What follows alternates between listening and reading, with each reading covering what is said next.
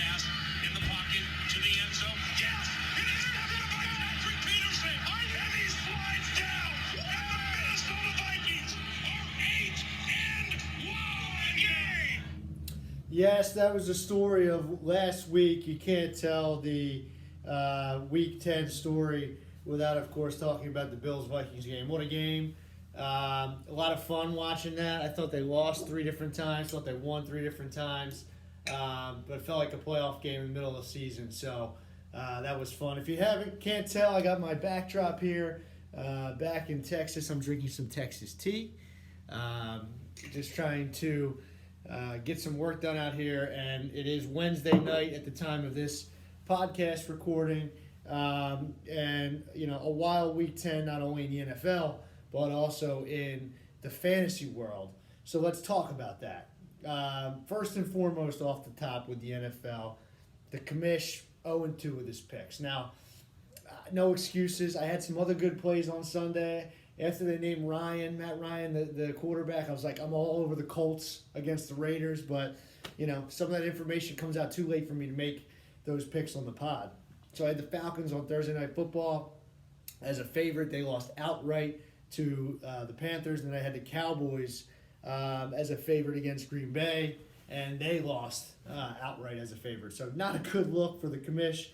However, even with my recent struggles, I am still on the season 10-9-1, and I'm looking to right the ship this week. So stay with me, guys. I got a winning record. In the fantasy world, it was an interesting week. I had Valone over Kevin. That, of course, did happen. Kevin can't win a game right now. I had Brett over Chris. I've been talking about Brett on the outside looking in. A much-needed win for him. He lost to Chris, and not only did that happen and knocked him down a peg and boosted Chris up in the standings, but Otley got a win over Jake, which I got incorrect. Apparently, I'm 2-8 according to Otley when I pick his specific game, which is crazy. So he wants me to pick him to lose. Last week I picked him to lose. He beat Jake, so math checks out. So I got that one wrong. I got Brett over Chris incorrect as well, and Brett falling down in the standings to the guys need to catch. I had Dean over Terry. Terry beat Dean. So another team, he leapfrogged Brett in the standings as well. And then I had myself over Pearson. That happened. Not only did I beat Pearson, helps me get out of the basement, gives me a little bit of a cushion between me and him, and between me and my dad as well for last place. But I also was a high score of the week. Now, it's funny, me and Chris would have tied high score of the week, but Devonta Smith lateraled/fumbled at the end of the game in the Eagles game, and got -2. So, high score of the week. Congratulations to me. I can't believe I did it. It wasn't a very high score, but I'll take it. That's my first on the season. So I went 2-3 last week in my fantasy picks to bring me to 27-23. Still positive. That's what we strive for, guys. So week 11 is around the corner now, and that marks, we have 5 weeks left in the regular season. We are officially 2/3 of the way through. And speaking of which, that's why I dropped a bomb this week on the Fab Wire. I said, Valone, actually everybody in the league texted me pretty much, you paid up for Watson. I did because I can't take my money with me, and I told Valone I'm the Grinch. I'm taking, he's mine. No one else can have him. I'm taking him from the league.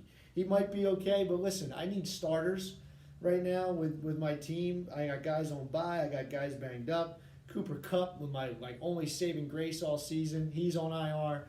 I'm bleeding out, so I need to replenish those positions. So, hey, probably my last pickup of the year, worth anything. Let me spend some money and get them.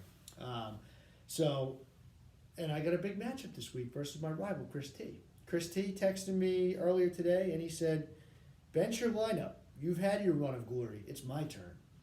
He also said 30 inches of snow in Buffalo this weekend. That's good, right? We'll get to our matchup later, Chris. But first and foremost, I'm coming out with my Thursday night pick. The Thursday Night King has not been great lately. I am going with the Green Bay Packers -3 at home against Tennessee. I think both of these teams, Tennessee is a good team. It's a very well-coached team. They came off a win against the Broncos. The Broncos are horrible. Broncos stopped Henry and still lost that game because Nick Westbrook-Akine had a big week. I think the Packers proved something last week. Down 28-14 against Dallas, came back, won in overtime. They established the run, and then they took some shots with their wide receivers. I'm not a Packers guy. If I'm picking the Packers, I think I have a lot of confidence in them this week. I'm -3. I'm laying a number. I pulled in the airport bright and early this morning. I was thinking about my pick. I looked at the screen, and it was Aaron Jones up there. The signs, guys, they're all around us. Take the Packers -3. I'll come back to my other pick later. But jumping into our matchups, and I talked about the standings briefly, but it's those 4 juggernaut teams like I talked about. Then it's Terry is now pushed Brett out of the way. He's looking in the window. Terry, more points against than scored by a half. He's about even, I should be fair. 6-4 and 1 game out of a playoff spot. However, he is 60 points behind Otley, who is the least amount of points out of those top 4 teams. So he's really maybe 2 games out. Keep winning, Terry, and see what happens. So let's start. We're going to come back to Terry's matchup, actually. Let's start with Mga, Valone versus Dean. And this is an interesting one this week because Valone has Waddle on bye, and Dean has most of his bye week players back this week, besides DK Metcalf. Herbert may have some reinforcements at wide receiver, may not. He's been a big disappointment. He's the quarterback 17 on the season the last 4 weeks. 2 points, 15.5 points, bye week, 8 points, 9 points. Just not cutting it for Dean. He spent up on him. If he gets some of those wide receivers back, maybe he'll be better this week. Dean did find something in Rondale Moore. I think that Josh Jacobs is due for a bounce back week.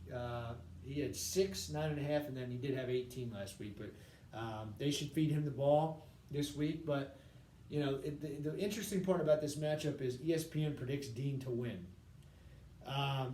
That's because Valone doesn't have a kicker right now. I just realized. Either way, I was taking Valone in this game. It goes back to my theory of Valone finds ways to win games. Dean finds ways to lose games. Dean 2 weeks ago said he has the best 2-6 fantasy team of all time. I guess now you have the best 2-8 fantasy team of all time. I don't know. But either way, it's a fight to get out of the basement. And I think Dean stays in 9th at a minimum, if not falling to 10th this week. I'm taking Valone. He wins games. Moving on to the next matchup of the week. Moving on to the next matchup of this week, the assistant to the regional manager. We have Brett versus Kevin. I'm on record saying I'm not picking Kevin to win a game until his team gets healthy. Coincidentally enough for me, I play Kevin next week when Jamar Chase and Keenan Allen are supposed to be back. But that's next week's problem. This week, Brett, he needs a cupcake matchup. He's going to get it. Kevin is just, at this point, scratching and calling the field of the lineup. We talk about it every week. He's got guys like Paris Campbell, Terrace Marshall, Melvin Gordon in his lineup. Brett needs a win. I think he gets a win this week. Eagle has a pretty full squad minus Tyreek Hill. So I'm going with Brett this week over Kevin. Moving on to the next matchup. I have the replacements, Otley against Pearson. Another weird matchup because, again, Otley, not the strongest receivers, and he has Fournette and Mostert on bye. Which forces him to throw Kareem Hunt in his lineup. And he picked up Michael Gallup. He's playing him in his lineup. He's got Higgins back from bye. Ayuk, sneakily been good. He's the wide receiver 20 on the season, at least 80 yards receiving in the last 4 games. Pretty interesting there. So he could be a strong player for Otley down the stretch. And Lamar at home against Carolina. That's a scary matchup. If I'm Pearson, I'm worried about that. But Pearson's team, for being last in 2-8, I got to give him some credit. His team is a lot better than his record. He's got studs like Devontae Adams, Antonio Brown. Amon-Ra St. Brown, the sun god, he's a stud. He picked up Boyd, kind of like I picked up Watson, just putting all his chips on the table. And Pollard's been good. Ramondre Stevenson's been good. And Mixon's been good. Those 2 guys that I just mentioned are back from bye. He did not have them against me. And maybe Rodgers is figuring it out. 50-50 shot this week to beat Otley. He's actually favored at the moment. I really do want to take Pearson, but it's kind of like when I picked Dean last week. I kicked myself. I'm sticking with the guys who somehow figure out a way to win. Otley, I'm picking you to win. So I guess, Pearson, that means you're going to win, according to Otley's math. But I'm sticking with my gut, and I'm going with Otley this week over Pearson. Moving on to the matchup of the week. Another person I pick against a lot, it seems like, Terry, and he just wins. No Travis Etienne, no Christian Kirk. Just added Njoku and Khalil Herbert to the IR, so he's got some empty spots he's going to fill. David Montgomery looking a lot better though now with Herbert on IR, so it's nice that he has him. Juju highly questionable with a head injury. He's got Allen Robinson in his lineup. He's got Justin Jefferson, who's obviously a stud. Huge game last week, one-hand catch. I hope you guys saw it. It was very nice. And Dak Prescott. Jake, some bye week issues of his own. Lockett, Kenneth Walker, Mike Evans. And he also just lost Goddard. He's on IR as well. I got to give him some credit. His lineup still looks very strong, even with those absences. Zeke should be back. He's got him at flex. And then he's playing Jacoby Myers and Deontay Johnson with Hopkins. And, of course, he has Henry and Barkley. I wrote down Terry because I disrespect him. And I think his team is better than we've given him credit for all season long. Jake, number one in points, but second on the leaderboard because Valone leapfrogged him. Valone on a 5-win game winning streak, 92% chance to make the playoffs. I have Terry written down. I'm going to flip it. I think Terry's bye-week problems, and he has Allen Robinson, Juju, very highly questionable. Mark Andrews, still questionable. Terry's better than his record. I pick him to lose a lot. I'm sticking with Jake in this. I'm actually flipping it on my sheet right now. Historically on this pod, as I've made flips, it's not been good for me, but I'm sticking with my eyes. I trust my eyes. I think Jake beats Terry here in week 11. So before I get to my matchup versus Chris, I'm going to give my other NFL pick. It's kind of a weird one, you might say, if you look at it. Now, I looked at the line earlier today. I can't get on the sports book. I'm in Texas. But I'm going, so it's two bad teams, and there's a lot of low over-unders on the schedule this week. And I think this over-under is low mistakenly. I think it's two bad teams, but sometimes two bad teams, when they play, they create fireworks. I did this a couple weeks ago when I took Atlanta and Carolina under, and then they scored on 10 consecutive drives. I think Washington and Houston, Washington just scored 32 points against the Eagles. I know the last 7 was a defensive touchdown, whatever. Houston's defense is horrible. Washington's defense looked good, but Houston's going to move the ball. Houston scored points against the Eagles a few weeks ago, and I think they generally move the ball and they can score points. They scored some points against the Giants last week. This total is 40.5. I can see this. I think it's going to get over that number. I'm taking the over in that game, and I think it could be considerably over. I think maybe you take the alternate total, just a little sprinkle. Maybe it's 40.5. Maybe you throw a little sprinkle on 47.5. You see, you maybe win both. So that's my pick, official pod pick. Now, to me versus Chris.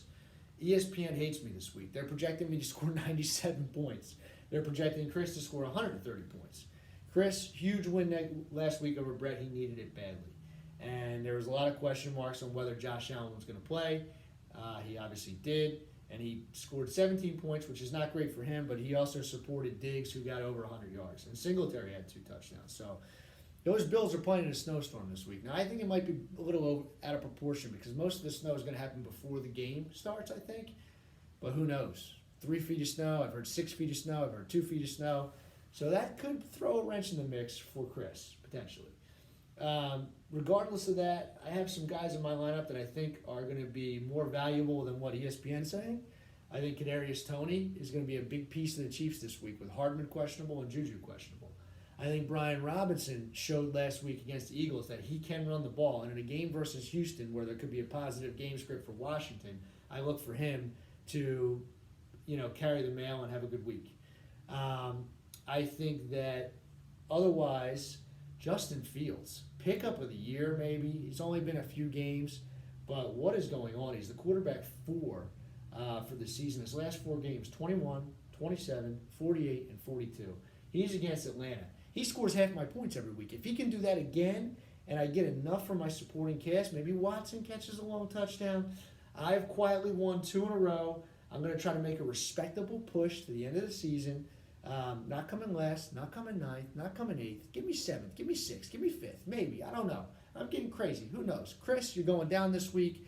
You beat me in week 2. It's my turn. I'm the captain now. Are you ready, co-captain? Let's ride. Broncos country. Let's ride. Hey, listen, The commish out. Enjoy week 11. We're going to be more than 2/3 through the season after this. Special Thanksgiving episode coming next week. Commish out.